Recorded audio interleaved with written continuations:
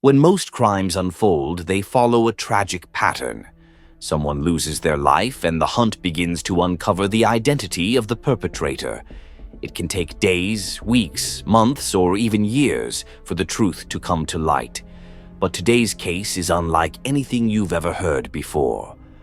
On August 1st, 2019, in the small town of Medsfield, England, a horrific crime took place.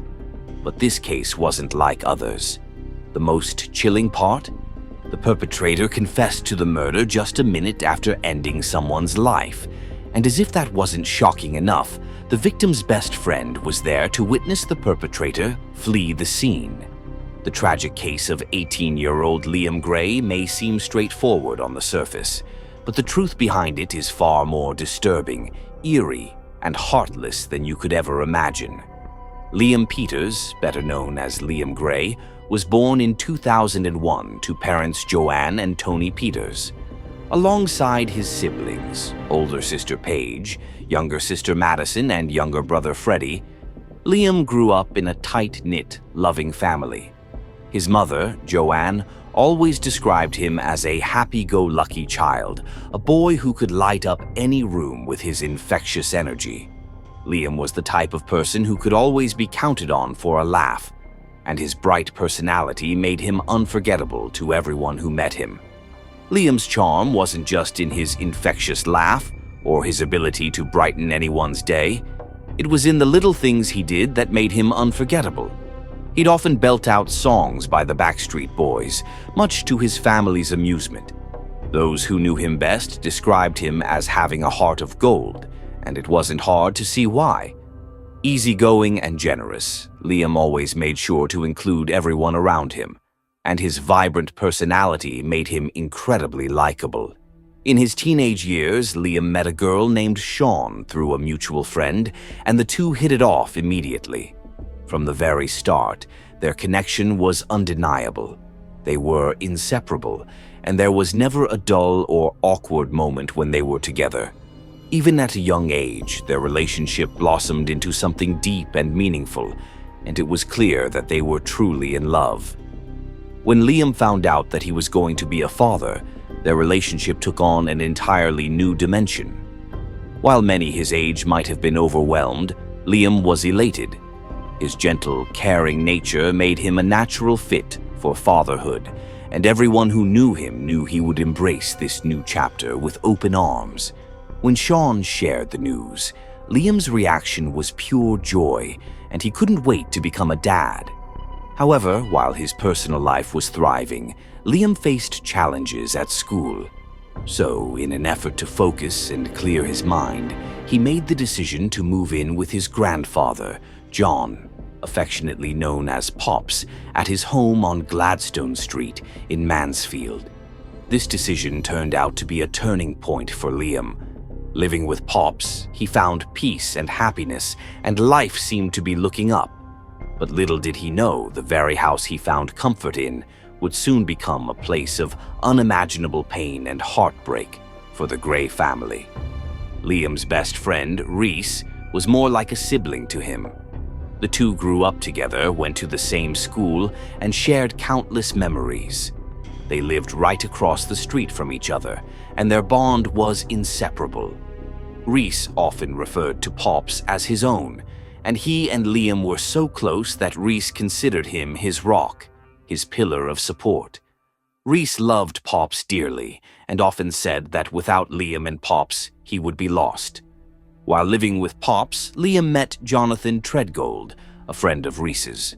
But Jonathan's life couldn't have been more different from Liam's. Jonathan, originally from Kent Close, Works Up, had spent most of his life bouncing between foster homes. His family was deeply dysfunctional. His parents were violent and battling severe drug addictions. By the age of 14, Jonathan had already encountered the law, with charges for criminal damage and threatening behavior. His life was marked by alcohol abuse, violent rages, and even a violent assault on someone. But the most chilling part? Just 6 weeks before the events of this case, Jonathan had been convicted of violently assaulting his girlfriend. It's terrifying to think that someone so young could harbor such violent tendencies. but his past painted a disturbing picture of who he was. Despite Jonathan's dark history, Liam, with his caring and non-judgmental nature, decided to befriend him. Liam saw someone who needed help, and out of sympathy and kindness, he took it upon himself to try to guide Jonathan toward a better path. Liam didn't want to leave Jonathan to continue down his destructive road, believing that with the right support, change was possible. However, Liam's mom, Joanne, wasn't convinced. Her instincts as a mother told her that something about Jonathan didn't sit right, and she didn't like the idea of Liam spending time with him. Joanne had heard of Jonathan's past and, call it intuition, she had a deep feeling that he was trouble. Liam's sisters, though, were more hopeful. They, like Liam, believed that with the right company, Jonathan might change. But some things just don't change, and unfortunately, Joanne's gut feeling was right. Despite Liam's best efforts to help Jonathan, things would take a devastating turn in August of 2019 that would forever shatter the Gray family. When Liam found out he was going to be a father, it was a turning point for him. A miraculous transformation occurred within him. He was determined to be the best father he could be. This news lit a fire under him, and he focused on creating a better future for his growing family. According to Reese, Liam was absolutely over the moon with excitement. He was ready to do everything in his power to provide for his child and make sure he could give them the life they deserved. Fast forward to July 18th, 2019. Liam and Sean welcomed a beautiful, healthy baby girl into the world, and they named her Isla Page. The moment Liam held his daughter in his arms, he knew what true happiness felt like.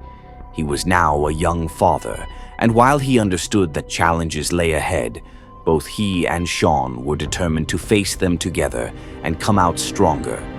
With the birth of their daughter, Liam decided to make a fresh start. He and Sean were going to move from Mansfield to Birmingham to build a new life for themselves. While this news brought immense joy to Liam's family, it also came with a sense of sadness. Liam had always been close to his family, and now, with his move about 65 miles away, they knew they'd miss him dearly. Before he left, Liam made the decision to spend his last few days in Mansfield with his two closest friends, Reese and Jonathan.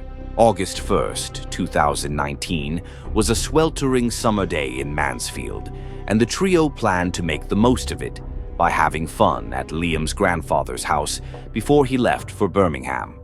They spent time in the garden, singing, laughing, and snapping videos for Snapchat. But as the day went on, their fun took a darker turn. The group went to a local store to buy alcohol, planning to return to Pop's house to continue their evening. As they prepared to head to a local pub, Liam suggested that Jonathan, who was 17, change into something nicer. He even lent him a pair of his jeans to make him look more presentable. But the mood shifted when Liam received a text message from Jonathan's sister's boyfriend. The contents of the message are unclear, but based on the reaction from Liam and the group, it was clear that whatever it wasn't good. Liam, feeling protective, immediately stood up for Jonathan's sister and verbally slammed the boyfriend. While most would expect Jonathan to appreciate the support, his reaction was the exact opposite. Jonathan erupted in a violent outburst, and the situation escalated into a verbal altercation. Frustrated with Jonathan's erratic behavior, Liam suggested that Jonathan leave if he was going to continue acting this way. Jonathan, barely keeping his rage under control, stormed off toward Liam's home on Gladstone Street. After some time to cool off, Liam began to feel guilty about the confrontation and suggested to Reese that they return to Pop's house to make amends. It was Liam's last day in Mansfield, and he didn't want to leave things on a bad note with his best friend. This, in a nutshell, was who Liam was, always wanting to fix things and leave on good terms, even when the other person's actions were uncalled for. But what Reese witnessed next was something no one could have prepared for. As Liam went inside the house to speak with Jonathan, Reese waited in the garden expecting them to emerge having patched things up. But barely a minute passed before Reese saw Jonathan running out of the house, his face etched with panic. Jonathan's words were chilling. "I killed him." Without hesitation, Jonathan fled the scene, and Reese, still in shock, rushed into the house to see the unimaginable. In the dining room, Reese found Liam, his chest covered with a blood-soaked tea towel. Nearby, a large kitchen knife lay on the floor.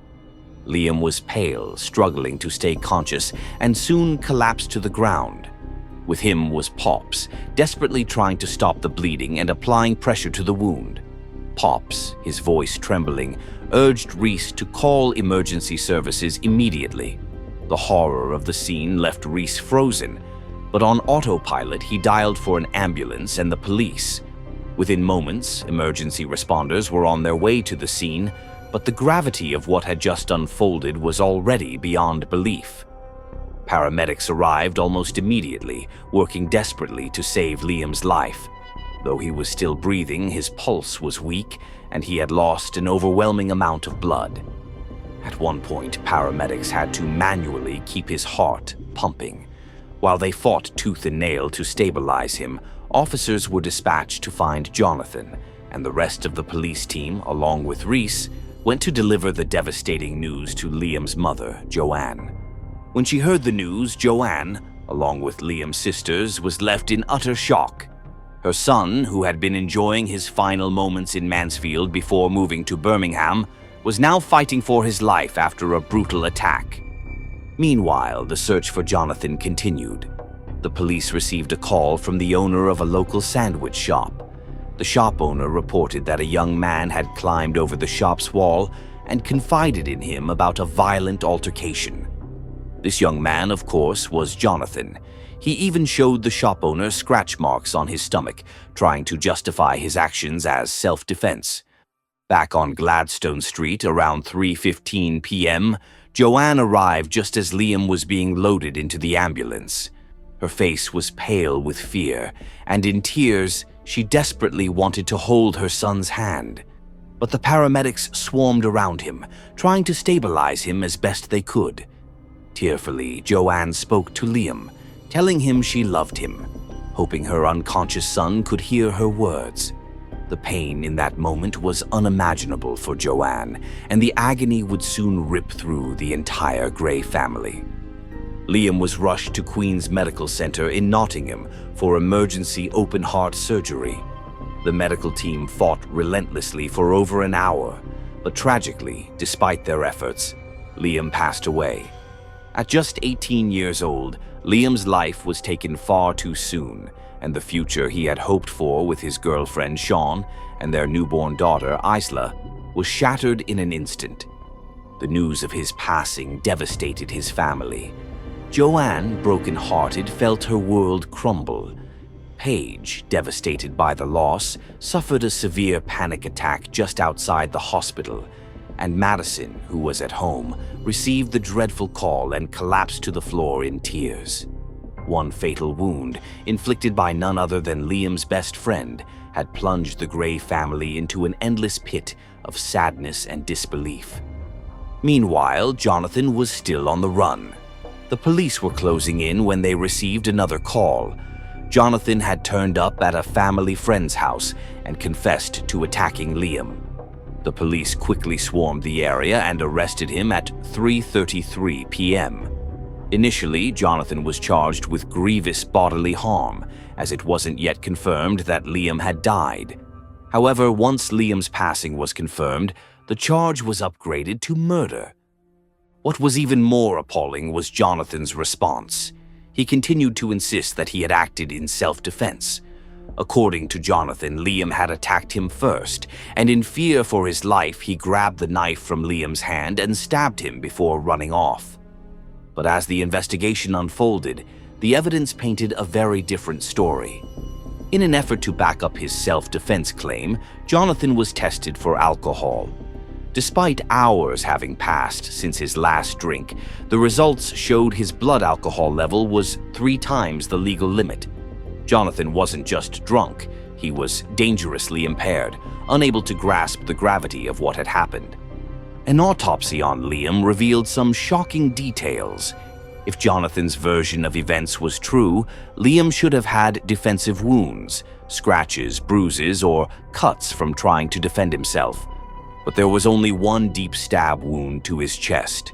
No other signs of struggle were found on Liam's body. What's more, the nature of the wound, deep and deliberate, suggested this was no simple act of self-defense. In cases of self-defense, attackers usually aim to subdue, not kill. Yet the autopsy showed that Liam had been stabbed with intention. The police also reviewed CCTV footage from the day of the incident, and the evidence didn't align with Jonathan's claims. In the footage, Liam was seen with Jonathan and Reese buying alcohol at a local store. There was nothing to suggest Liam was violent or intimidating, despite Jonathan's claims. Jonathan himself appeared shirtless in public, and his demeanor didn't match the description of someone fearing for his life. Jonathan also claimed that after the argument, he had run to Pop's house to escape Liam's supposed violence. However, the footage contradicted this. Jonathan was seen walking slowly toward the house, not running, indicating he wasn't afraid. Reese, who was there the entire time, confirmed that Liam had never been violent toward Jonathan. The only time Jonathan was seen running was after the attack, clearly trying to flee the scene. Police Superintendent Kevin Broadhead dug into Jonathan's past, and what he found was even more disturbing. Jonathan had a history of self-harm, and the scars he had shown the sandwich shop owner, claiming they were from Liam, were actually old, self-inflicted wounds. This was a crucial piece of evidence that exposed Jonathan's attempt to frame Liam as the aggressor. Though Jonathan had initially been thought to be acting in a drunken haze, his story about self-defense began to fall apart. He was coherent enough to fabricate an elaborate defense, but as the evidence piled up, it became clear that Jonathan's actions were far from justifiable. The question on everyone's mind remained, why? Why would Jonathan, someone who had been regarded as a close friend, suddenly lash out so violently? Superintendent Broadhead theorized that Jonathan was consumed by jealousy. Liam had his life together. He had a loving family, a girlfriend, and a newborn daughter. It's possible that Jonathan, feeling resentful and left behind by his own troubled past, couldn't stand to see his friend thriving. Jonathan's life was in stark contrast to Liam's. While Liam had a loving family, a bright future, and a desire to help others, Jonathan lacked support, goals, and direction. His life spiraled downward, leading to criminal charges and deep resentment toward his best friend. Despite Liam's efforts to help, Jonathan's jealousy consumed him. Jonathan's trial began on November 1st, 2019. Tried as a minor, he pleaded not guilty, causing further pain for Liam's family. His identity was initially kept secret, but was later revealed due to the nature of the crime. On February 7th, 2020, Jonathan was found guilty and sentenced to life in prison with a minimum of 16 years. Throughout the trial, he remained emotionless, and even after the verdict, the Gray family felt justice was insufficient for such a brutal crime. A fundraising event was held to support Liam's funeral and his daughter Isla. At the funeral, Liam's casket, draped in Liverpool FC colors, was carried in a horse-drawn carriage. Liam's grandfather, John, who had witnessed the attack, spoke with immense guilt, saying, "I miss you terribly. I tried so much to help you. My best wasn't enough. I'm so sorry."